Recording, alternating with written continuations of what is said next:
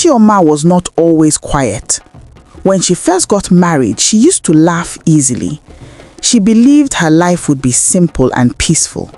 Her husband was not rich, but he was strong and respected in the village. On the day she entered his house as a bride, people danced. Women sang around her. They told her she would soon carry a child on her back and another in her womb. She smiled because she believed it too. The first year passed and there was no child. The second year passed and there was still no child. At first, people said nothing. They told her to relax. They told her it would happen. By the third year, the whisper started. Old women began to look at her stomach before greeting her. Children would ask loudly why her belly was still flat. Her husband began to change. He stopped sitting close to her in public. When men gathered in the evening, he avoided their eyes because some of them had already become fathers twice. At night, he turned his back to her in bed. Chioma tried everything she was told. She drank bitter herbs, she visited old midwives, she prayed in the shrine and in the small church at the edge of the village. Nothing changed. One afternoon, she overheard her husband's mother telling a neighbor that Chioma was a dry tree planted in good soil. The words entered her heart and stayed there. Soon, she was no longer invited to women's gatherings. When babies were born, she was not allowed to carry them because they said her hands were unlucky. During festivals, other wives sat in front while she sat behind or not at all. Even children began to mock her. They would rub their stomachs and laugh when she walked past. Her husband stopped defending her. Instead, he began to blame her openly. He said a man without a child is not respected. One evening, after another argument, he told her to leave his house. He said he wanted a real wife, not a burden. She begged him to reconsider, but his heart was hard. He threw her small bag outside. No one in the compound stopped him. She stood there for a long time, hoping he would call her back inside. He did not. Night came slowly. She had nowhere to go. Her parents were dead. Her relatives lived far away and had their own problems. So she walked without direction until she reached the edge of the village near the stream. The stream was quiet at night. She sat there and cried until her eyes burned. From that day, she became invisible in her own village. During the day, she hid behind trees when she heard footsteps. When women came to fetch water, she stayed far away until they left. Sometimes she slept under a small wooden shelter near the market after everyone had gone home. Other nights, she slept beside the stream, listening to the sound of water moving gently over stones. She grew thinner. Her clothes became loose on her body. Still, she survived.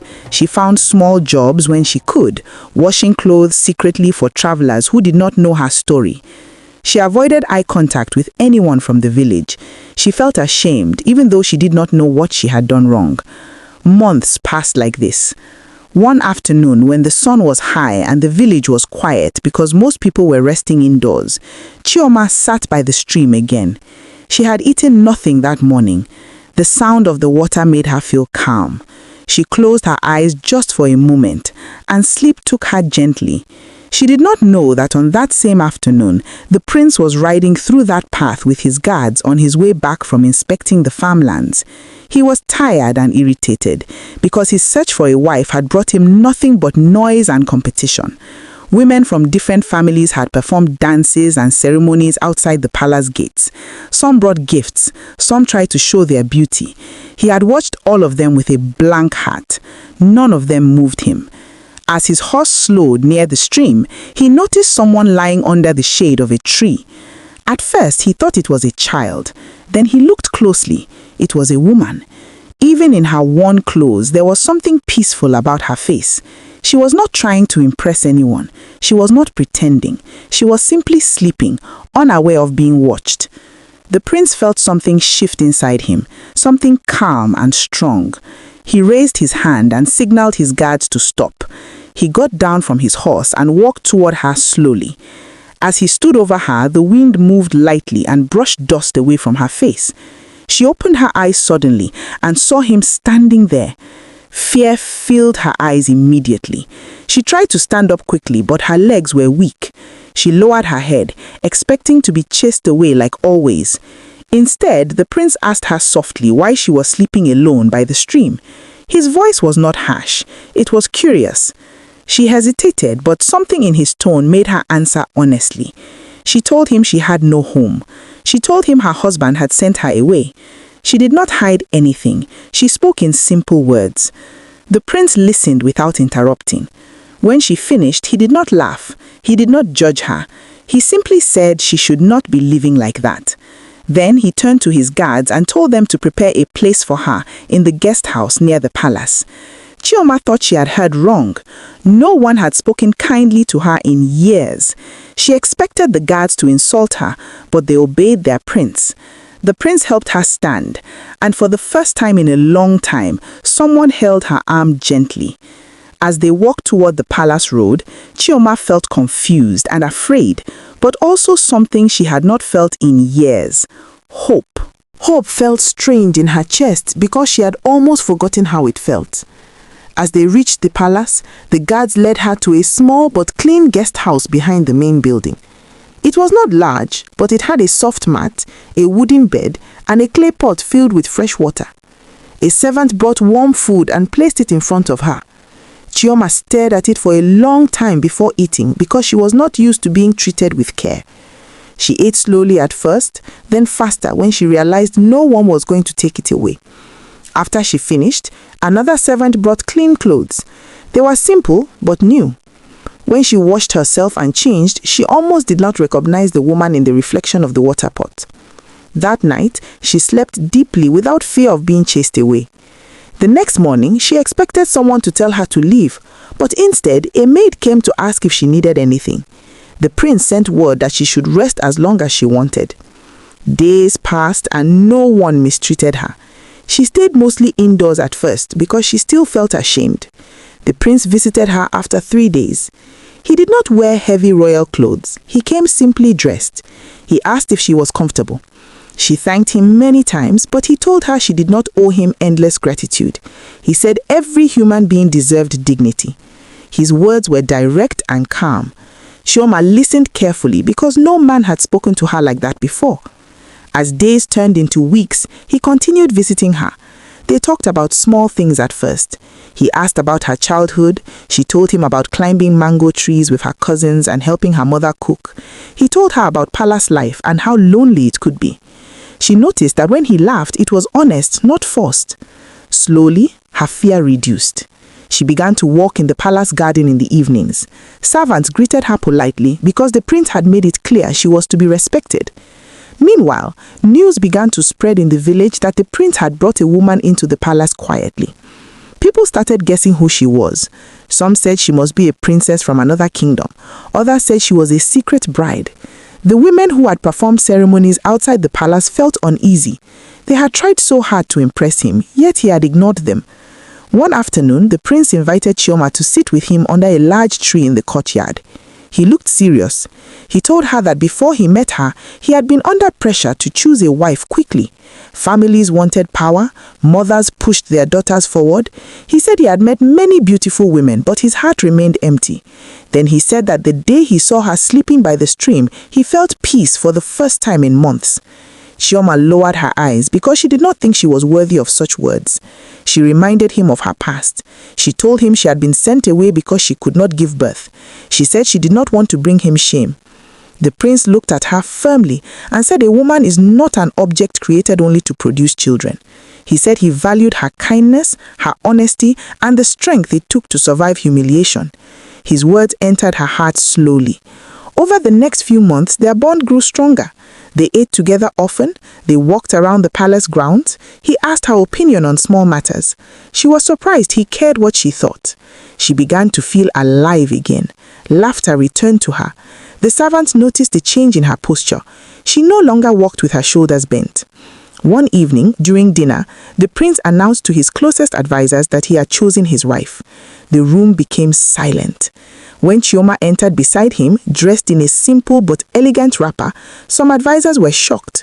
A few recognized her from the village and exchanged quick glances. The prince spoke clearly. He said he would marry her and that the decision was final.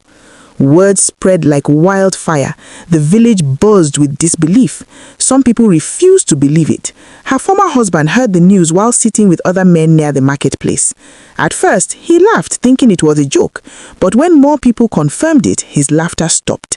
He felt something heavy settle in his stomach. He remembered the day he pushed her out of his house. He remembered her tears. He did not speak for the rest of that evening. Preparations for the royal wedding began immediately. Unlike the noisy competitions that had happened before, this ceremony was calm and dignified.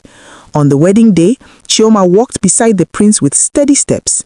She was not decorated with too much gold. She wore confidence instead. Some villagers watched from a distance in shock. The same women who once refused to sit near her now forced smiles. The prince held her hand publicly, without shame. When the vows were completed, she officially became the princess. Life in the palace changed again. She moved from the guest house into the main quarters. She learnt royal duties slowly. She did not become proud. Instead, she made sure servants were treated kindly because she knew what rejection felt like. Months passed peacefully. Then one morning, she felt different. She felt tired and dizzy. The palace healer was called. After examining her carefully, the healer smiled widely. She announced that the princess was pregnant. The news filled the palace with joy. Chioma sat quietly after hearing it, almost afraid to believe it. She remembered all the years of insult. Tears ran down her face, but this time they were not from pain. The prince held her hand and promised to stand by her no matter what. Her pregnancy was smooth. The entire kingdom watched carefully. When the time came, she gave birth to twins, a boy and a girl. Their cries filled the palace halls. The prince wept openly when he held them. The news reached every corner of the village. Her former husband heard it too, and this time there was no laughter, only regret. His new wife had already left him weeks earlier after discovering that she was not getting pregnant either. She accused him of being the problem and returned to her parents' house. Now he sat alone in the same house he once forced Chioma out of. Shame surrounded him. He began to understand what he had done. After days of thinking, he decided to go to the palace to beg for forgiveness. He convinced himself that Chioma had a soft heart and would listen. One afternoon, he stood at the palace gates asking to see the princess. The guards recognized him and reported to the prince immediately. The prince's face hardened when he heard who was waiting outside. He remembered the story Chioma had told him by the stream. He remembered the humiliation she endured. Still, he allowed the man to enter the outer courtyard. The former husband walked nervously. He did not look as confident as before. His clothes were simple and dusty. When he saw Chioma holding one of the twins, he felt the full weight of his mistakes. He fell to his knees and began to beg loudly. He asked her to forgive him. He said he had been foolish. He said they should resolve matters and forget the past. Chioma stood silently, listening. She did not feel hatred, but she also did not feel the old love. She looked at him calmly and said that his actions had consequences. She said she had suffered alone when she needed support. Before she could say more, the prince stepped forward, his voice firm and controlled. He told the man that forgiveness did not mean access. He told her that Chioma was now protected and honored. Then he ordered the guards to escort him out and declared that he was banished from the village lands under royal authority. The guards carried out the order immediately. The former husband shouted apologies as he was dragged away, but no one listened. Silence settled over the courtyard. Chioma held her children close, feeling not pride but peace. She understood that her life had changed not because of revenge, but because she survived long enough for things to turn in her favor. The prince looked at her gently and asked if she was all right. She nodded slowly, knowing that the chapter of pain was fully closed.